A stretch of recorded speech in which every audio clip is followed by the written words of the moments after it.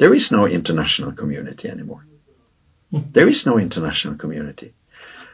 It's the global north with their massive power and money, and it's the global south.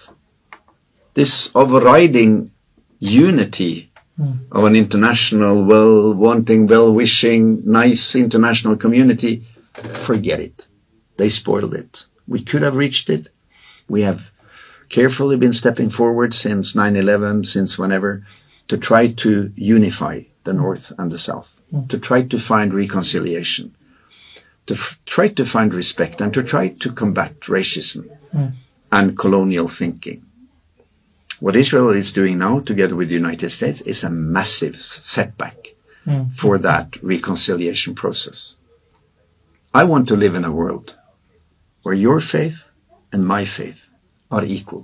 I want to live in a world where I can be a socialist and you can be a Muslim, and still we can have a nice conversation.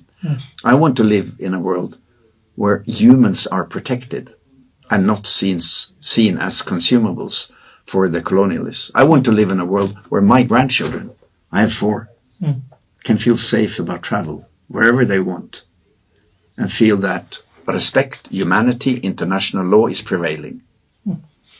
This international community, of course, should have said immediately, not right now, but years ago to Israel, you have to control yourself.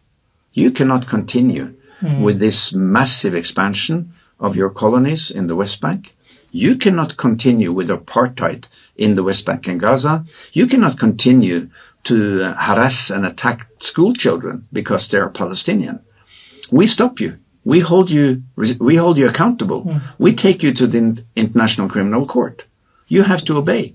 You have to take the consequences of your bombardment of Gaza and the healthcare in Gaza. That should have been done in 2006 and 9 and 12 and 14 and 21, but nobody stopped them. They were never held accountable. They've always been having this impunity shielded by the United States. And it's like a pit bull. If you don't control it, it will control you. You can't stop it because you need actually some sort of disciplinary consequences. And that's why the perpetrators of the war crimes in Rwanda were taken to ICC. And that's why the perpetrators in Srebrenica were taken to the International Criminal Court. Why never Israel? Exactly. Why never Israel? Because their crimes have been tenfold, hundredfold of what bad was done in Srebrenica.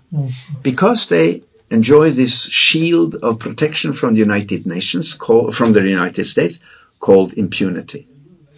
And during these last weeks, we have seen what good this international community can do. It was a massive vote in the UN General Assembly in favor of ceasefire and the lifting of the siege of Gaza. But they didn't care because a vote there is unbinding.